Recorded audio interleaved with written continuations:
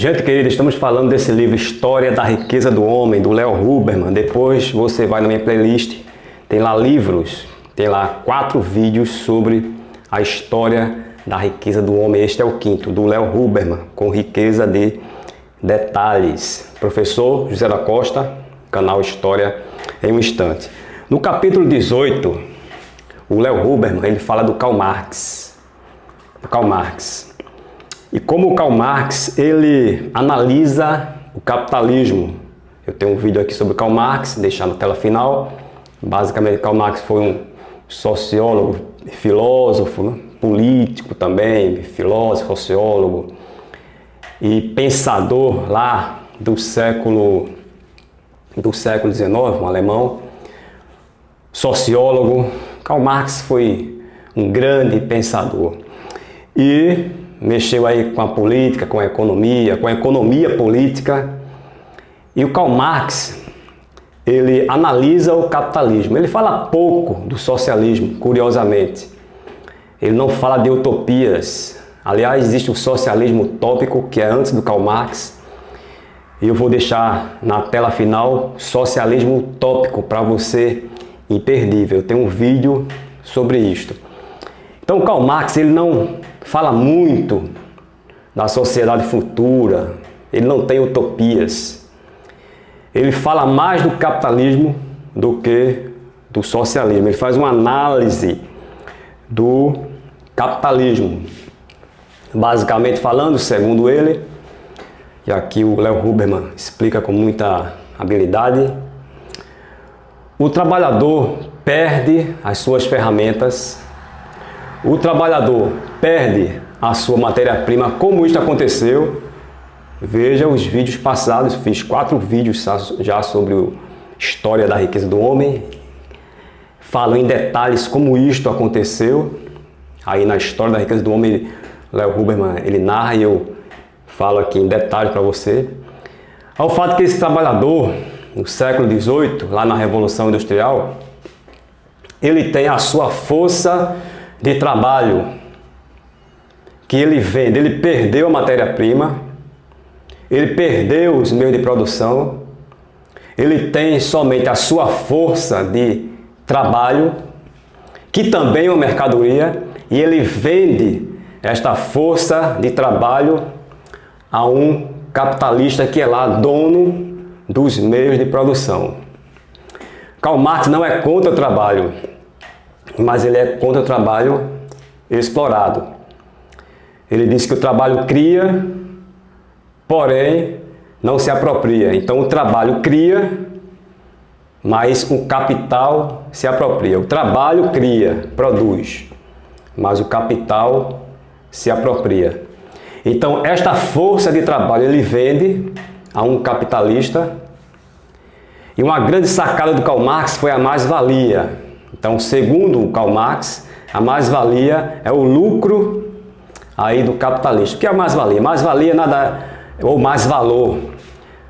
Nada mais simples de explicar da seguinte forma. A mais-valia é um trabalho suplementar, feito pelo trabalhador, não pago pelo capitalista, apropriado pelo capitalista. Isso aí é o lucro.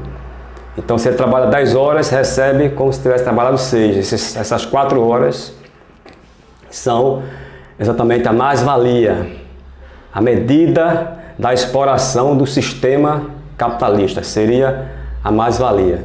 Então, esse trabalhador que perdeu as matérias-primas, perdeu as ferramentas, que só tem sua força de trabalho, trabalho explorado, trabalho que cria e que não se apropria, quem se apropria é o capital, ele vira um proletariado.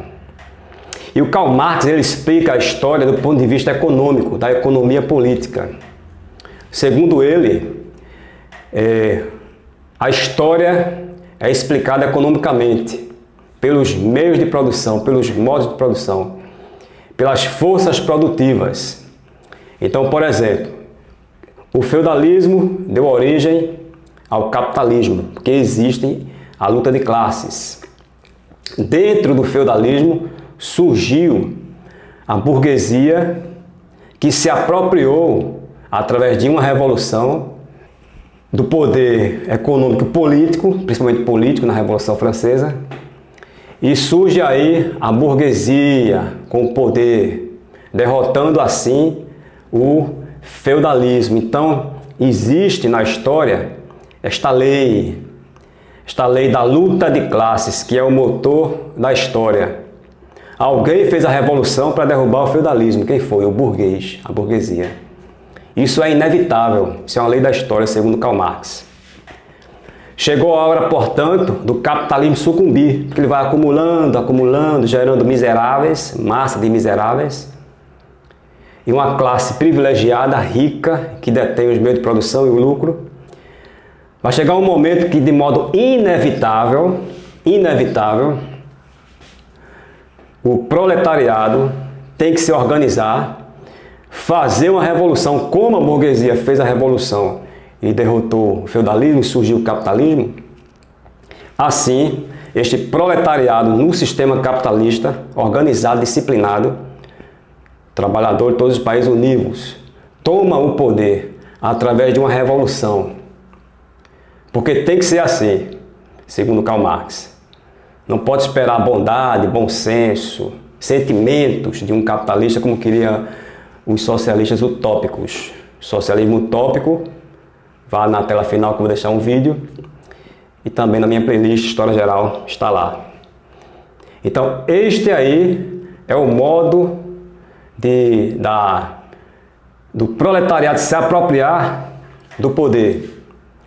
A propriedade continua a existir. O comunismo, o socialismo de Karl Marx, o comunismo de Karl Marx não diz que a propriedade tem que ser extinta, mas a propriedade vai ser agora coletiva.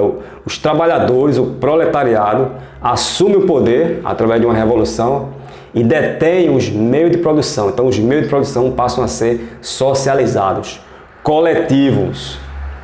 Ele diz até que já existe o socialismo no capitalismo, a socialização do trabalho. Os trabalhadores trabalham muito, só que o capital é quem se apropria do lucro. Então, temos aí a propriedade privada extinta. É uma sociedade onde não há exploradores nem explorados. Seria basicamente socialismo, isso aí.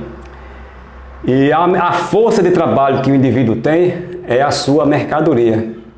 A mercadoria tem seu valor pelo tempo de trabalho socialmente necessário colocado nela. E o próprio trabalhador tem a sua mercadoria, que é a força de trabalho que ele vende ao capitalista em troca de um salário, só que um salário pequeno, porque existe a mais-valia, que é essa medida de exploração do sistema capitalista.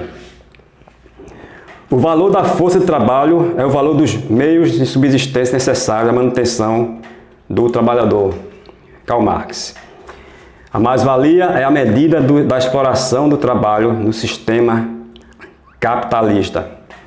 Então, para interpretar a história, temos aí Karl Marx interpretando do ponto de vista econômico, dos modos de produção, das relações de produção, das forças produtivas.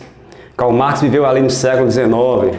O século XIX é o século do positivismo, do idealismo, do evolucionismo e do próprio socialismo. Então, as ideias naquele momento ali é que as leis, elas são inevitáveis. O próprio liberalismo econômico, como eu expliquei no vídeo passado, você dê uma olhadinha, eles começam a aplicar as leis naturais na sociedade, nas ciências sociais. E as ciências sociais não podem seguir as leis naturais. Então, porque as ciências sociais, a história, por exemplo, ela é livre.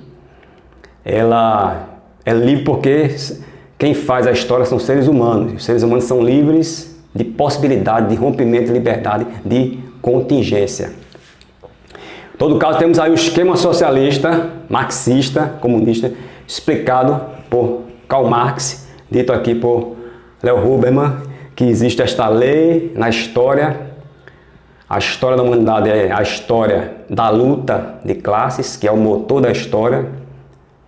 Assim como o feudalismo é derrotado pelo capitalismo, pela burguesia, que é a classe revolucionária que na Revolução Francesa destruiu de vez o feudalismo, implantou o capitalismo forte, assim também, inevitavelmente, o capitalismo vai desenvolvendo grande massa de trabalhadores miseráveis, concentração de riqueza na mão de alguns, a tal ponto que a classe revolucionária vai ser obrigado a tomar o poder, a tomar os meios de produção. Então, o que seria comunismo? O comunismo seria exatamente isso. A tomada, o fim, né? O final aí da história, no esquema aí socialista, deixando o capitalismo, passando para o socialismo, até que chegar ao comunismo. Uma sociedade sem classes sociais, onde não havia explorador nem explorado, e os trabalhadores ali detendo os meios de produção, os meios de produção socializados. Então, este trabalhador, este proletariado, toma o poder através da revolução, socializa os meios de produção, até que numa transição implanta-se o socialismo, que vai dar no comunismo, que é uma sociedade sem explorador nem explorados, onde não existe mais a propriedade privada. Esta é a interpretação do Karl Marx da história, uma interpretação da economia política. Karl Marx foi um grande pensador, contribuiu muito para a filosofia, para a sociologia, um dos grandes do século XIX, amado por uns, odiado por outros. Ele não é o santo dos santos, mas também não é o demônio. Deve ser estudado no seu tempo, na sua hora, no seu contexto, e entender também que muito ali do sindicato, dos movimentos sociais, das leis trabalhistas, surgiram exatamente por conta da luta da classe trabalhadora, dos sindicatos e do próprio movimento socialista ao longo da história, que vai exatamente ser um contraponto ao liberalismo econômico que eu expliquei aqui no vídeo passado, que dizia que naturalmente as coisas iam acontecer. Naturalmente. O Estado não deveria intervir, por exemplo, na economia. E o lucro cada vez maior de um capitalista, um burguês, por exemplo, isso ia acontecer naturalmente e ia beneficiar toda a sociedade. E vem aí o Karl Marx, juntamente depois com o movimento sindical e tal, começa a questionar isto. Então a gente tem que ver a história como um todo. Como um todo. Próximo vídeo nós iremos falar muito provavelmente sobre os capítulos 19 em diante.